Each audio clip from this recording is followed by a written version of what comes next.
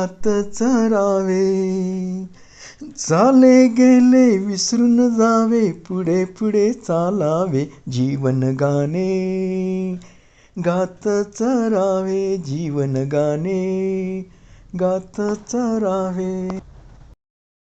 ओम नमो ओंकारेश्वर देवताय नमः. ओम नमः शिवाय. ओम नमः शिवाय. अवधूत चिंतन श्री गुरुदेव दत्त. मंडळी, शिवभक्तीचा माझा प्रवास या कार्यक्रमामध्ये मी संगमेश्वर गिरी आपलं सर्वांचं हार्दिक स्वागत करतो. मंडळी, मागील भागामध्ये आपण ऐकलं की मुलांच्या नादामुळे अगर मुलं म्हणले चला मिलिटरीत भरती होऊया, त्यावेळेची भरती सोपी होती, म्हणजे एवढे कागदपत्र वगैरे लागत नव्हते.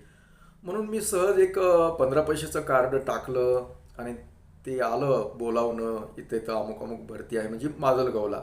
आम्ही मुलं गेलोत बी आणि तुम्ही ऐकलं बी. काय ऐकलं की मला तिथं भरतीमध्ये समजा ते कॅप्टन म्हणतात, त्या कॅप्टनने माझी चालू असताना बोलून घेतलं आणि माझे कागदपत्र वगैरे बघितले. आता याच्यामध्ये एक नेमकं तुम्हाला सांगायचं विसरलो होतो की ते मला का जास्त बोलत होतं. त्याचं कारण एक मी शोधलं की मी पहिल्यापासनं हे जे असं माळेतले जे रुद्राक्ष आहे ना, हे मला लहानपणापासूनच रुद्राक्ष घातलेलं आहे. आणि तुटला तरी मी दुसरा घालतच होतो. ही माझा कंटिन्यू म्हणजे कधीच ते असं बिना गळ्यातला ठेवला नाही मी. रुद्राक्ष हे माझा कायमस्वरूपी लहानपणापासून. त्याच्यामुळं तो रुद्राक्ष असा एक नेम होता माझा, म्हणजे की हृदयावर आला पाहिजे. आणि तो रुद्राक्ष ज्यावेळेस कपडे काढायला लावले होते ना, त्यावेळेस तो उघडा पडला होता. आता सारखी काही दाढी वगैरे काही नव्हती मला काही, त्याच्यामुळे तो सहजरित्या दिसत होता. आणि तो कॅप्टन जो होता, तो अधिकारी, तो माझ्या रुद्राक्षकडे सारखं बघायचा बोलताना सुद्धा. त्यानं बघितल्यामुळे, रुद्राक्ष बघितल्यामुळे त्याच्या मनामध्ये माझ्याविषयी कुठंतरी प्रेम व्यक्त झालं आणि ते जाणवत होतं. हे लक्षात येत होतं माझ्या रुद्राक्षकडे बघायचा. त्याच्यामुळं तो थोडा वेगळ्या पद्धतीनं मला बोलला आणि वेगळ्या म्हणजे मला समजावून सांगितलं. त्याचं म्हणणं असं होतं की हा रुद्राक्ष म्हणजे याची कास्ट एकतर तो ब्राह्मण असावा अथवा इतर कुठला तरी म्हणजे देवधर्मातला असावा हा व्यक्ती, म्हणजे हा मुलगा. म्हणून त्यानं मला मिलिटरीमध्ये पुढे जायचं टाळण्याचा प्रयत्न करत होता. आणि माझे कागदपत्र वगैरे बघून जेव्हा वेगळ्याच लाईनचं याचं, म्हणून तो मला जास्त असं म्हणजे ह्यानं बोलत होता, आपुलकीनं बोलत होता. कारण का की मिलिटरीमध्ये मोसहार वगैरे केला जातो, मग हे करणार नाही असं, म्हणजे अगर त्याला पुढे याचं होऊ शकेल, त्याचे त्याला काय वाटलं, अगर देवाने समजा त्याला बुद्धी दिली असेल कदाचित, माझ्या शंभूने बुद्धी दिली असेल, म्हणून तो माझ्याशी आपुलकीनंच बोलत होता आणि मला मिलिटरीत जाण्यापासून बाजूला करत होता. झालं ठीक आहे. ती सगळ्यांच्या मुलांची आमच्या ग्रुपमध्ये फक्त एका मुलाची निवड झाली फक्त पुढे जाण्यासाठी, बाकी सगळे फेल झालते. आमचं तर अर्धवटपर्यंतच गेलतं. मग आम्ही सगळे आलो आणि आल्यानंतर बराच विचार म्हणजे असं चालतच होता, दिवसांदिवस वाढत होतं. माझं ते व्यायामशाळेचं चाललंच होतं आपलं, म्हणजे व्यायामशाळाचं रजिस्ट्रेशन वगैरे बी केलं होतं आणि मी मुलांना शिकवत बी होतो. आणि त्याच्यामध्ये मला बी वाटायचं, कारण काही मुलं आता काही करत होते ना, मलाही वाटायला लागलं की आपण एखादं समजा फोटोग्राफीची आवड आहे, बिझनेस म्हणून जास्त माझ्या डोक्यात कधी येतच नव्हतं काही. मला आवड आहे, फक्त आवड. हे देवधर्मातली जशी आवड आहे तसे मला बिझनेस म्हणजे कुठले की मला फोटोग्राफी आवडत होती आणि म्हणून मी शिकलो बी होतो ना. मग त्या काळामध्ये डिजिटल कॅमेरे वगैरे नव्हते. मला शूटिंगचा कॅमेरा घ्यायचा होता, व्हिडिओ शूटिंगचा कॅमेराही नव्यानंच चालू झालं होतं आमच्या इकडे समजा भागामध्ये. तर तो कॅमेरा घ्यायचा. माझ्या डोक्यात येलं की आपण तसा कॅमेरा घ्यावा. आणि आपण एक आपल्याला आवड म्हणून बी आणि त्याच्याबरोबर चार पैसे मिळतील बी असं डोक्यामध्ये आलं. म्हणून मी त्याच्यासाठी जिल्हा उद्योग केंद्र म्हणून बीड यांच्याकडे मी ट्रेनिंग पण घेतली उद्योगाची बाबतची.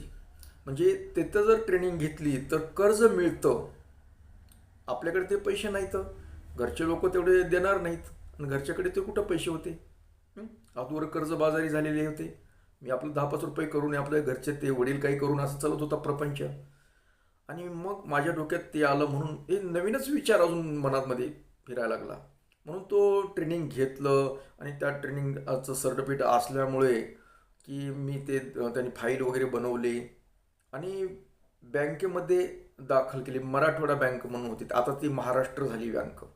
पूर्वी ती मराठवाडा ग्रामीण बँक म्हणून नावानं होती. आता ती महाराष्ट्र काहीतरी झाली, महाराष्ट्र ग्रामीण बँक काहीतरी झालेलं नाव तिचं, पण पूर्वीचं.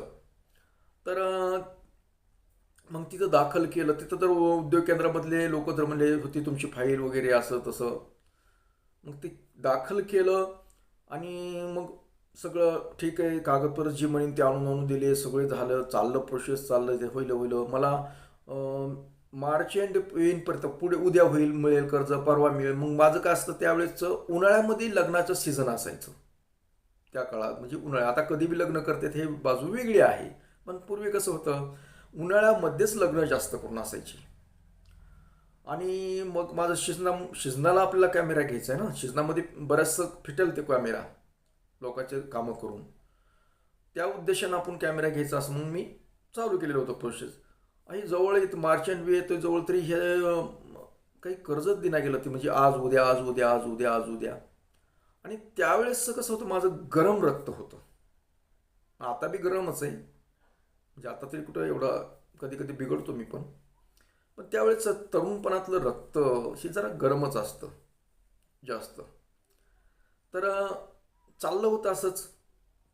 आणि आज उद्या परवा या परवा आता पहिले हीच कागद आणा तेच आणा हे आता मध्ये बराचसा किस्सा झाला होता ते बँकेतला. कारण कुठं आमच्या चुलत भावाने काहीतरी कर्ज घेतलं होतं त्या बँकेकडून आणि त्याचे जामीनदार होते माझा चुलते आणि माझे वडील. तर ते पण कर्ज फेडायला लावलं त्यांनी, तरच तुला देता येईल. मग ती कर्ज फेडून पण घेतलं त्या बँकेनं. आणि त्या बँकेमध्ये बँक मॅनेजर म्हणून जे होतं कुलकर्णी नावाचं एक टोपीवालं, धोत्र्या, गोरं गोमटं मस्त चिकनं चुकणं आणि फारच हुशार. त्यानं माझ्याकडून गोड बोलून ते कर्ज फेडून घेतलं. म्हणजे त्या ह्याचं आमच्या वडिलाच्या नावानं काहीतरी, म्हणजे वडिलाच्या नावानं कर्ज नव्हतं पण जामीनदार होते म्हणून. आणि मग नंतर देऊ, मार्च एंड जवळ आला. आज उद्या करता उद्या मार्च एंड आहे म्हणता. त्यानं मला 2 दिवसापूर्वी म्हणलं हो तुला मार्च एंडला देऊन टाकतो. कायचं काय, तिथं मी गेलो चौकशी करायला तर म्हणले कर्ज बजेट नाही म्हणले. आमचं टाळकं सरकलं. अरे इतक्या दिवसापासून मला घुमिलं उगच आज उद्या आणि शेवटच्या टप्प्यात म्हणतो बजेट नाही, पुढल्या महिन्यात बघू.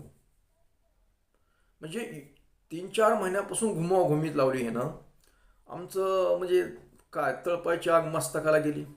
सगळी फाईल तयार केलेली होती आणि गावातले 2-4 जण होते तिथं. म्हणजे असंच दत्त घेतलेली बँक होती ना, गावाला दत्त घेतलेलं होतं आमच्या. त्याच्यामुळं ती सारखे गावातले लोक. आणि तेवढ्या लोकांमध्ये मला ते अपमान वाटला मला. आणि काय म्हणलं फाईल बघू द्या म्हणलं इकडं. फाईल दिली मला, बघू द्या म्हणले, दिले ते ना फाईल.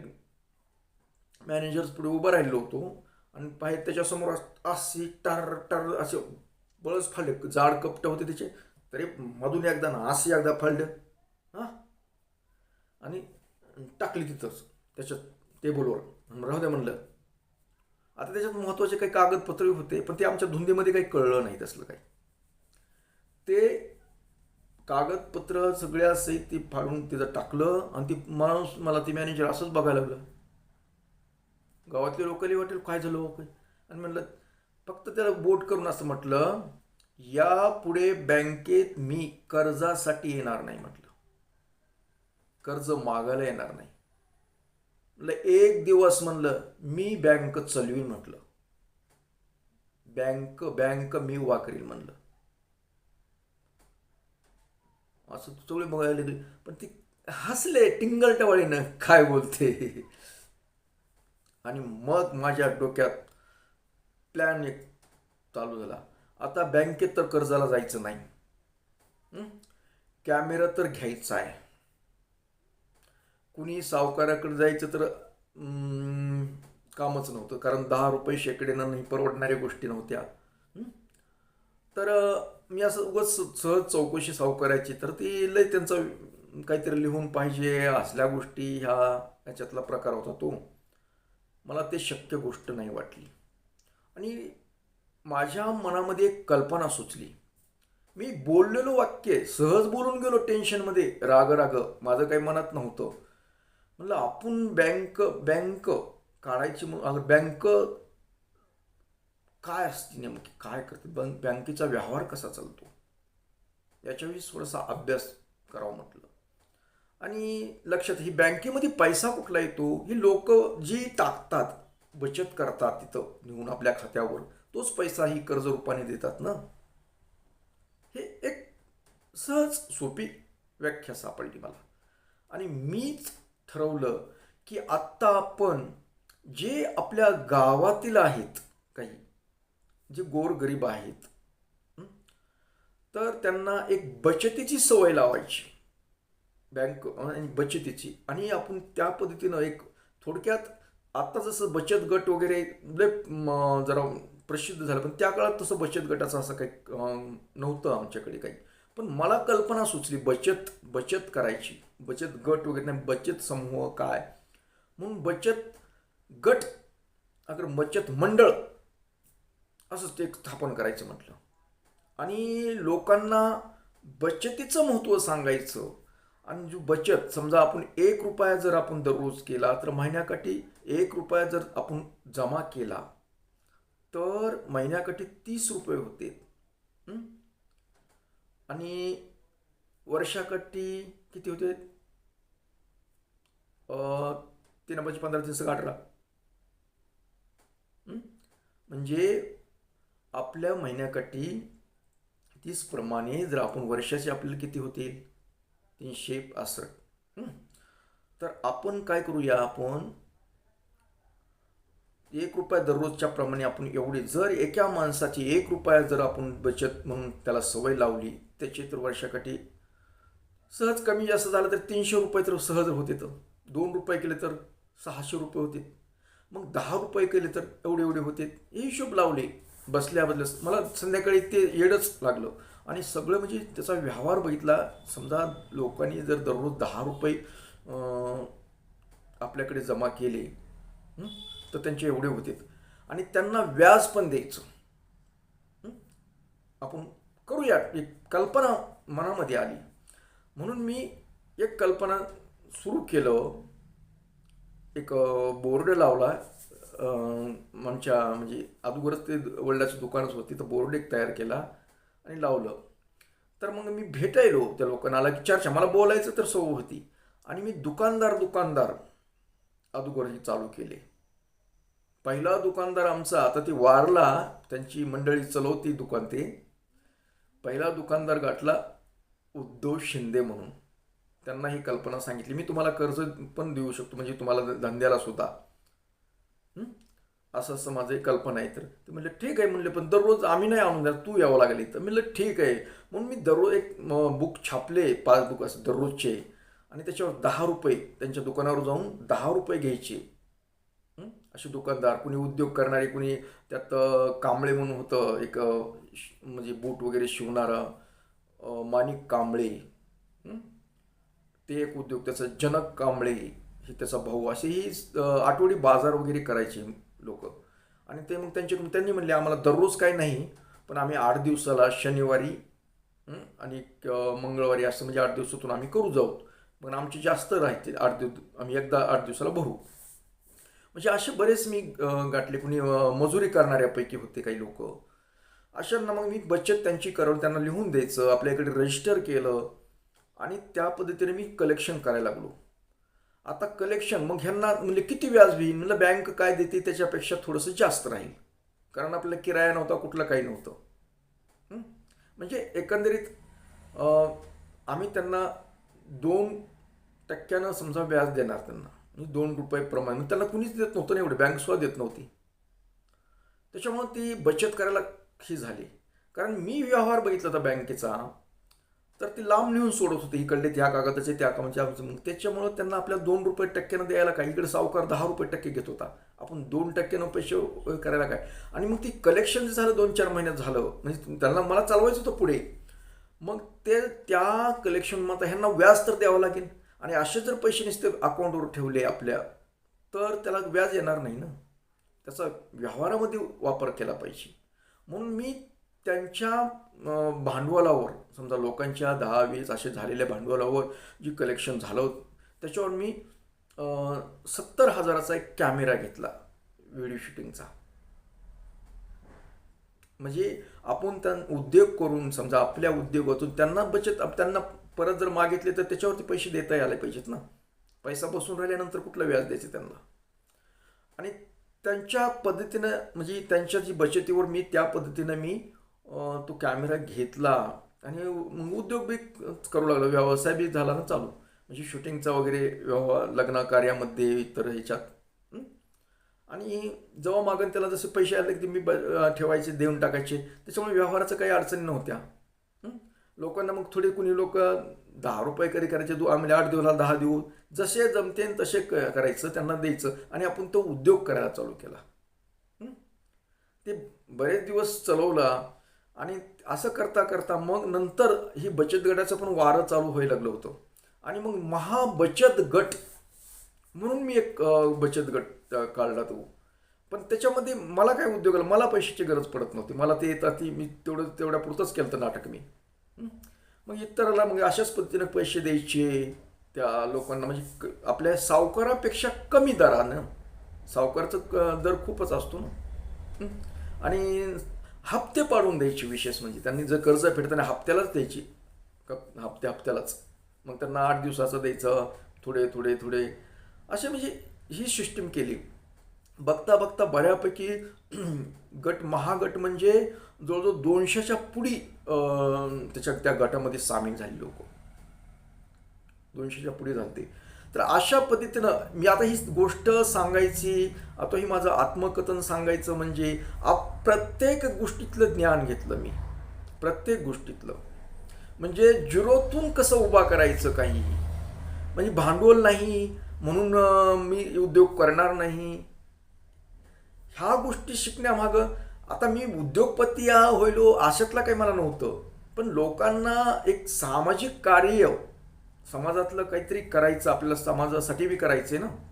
मग समाजातल्या लोकांना एक सवय लागावी, बचतीची सवय लागावी, ह्या गोष्टी पण आपल्याला येत होत्या. म्हणजे नुसतं देवदेव करून बी आपल्याला चालत नाही, तर देवदेव करत करत ही समाजसेवा झाली पाहिजे, समाजाला चांगलं मार्गदर्शन लाभलं पाहिजे, हा पण उद्देश असाय ना आपला.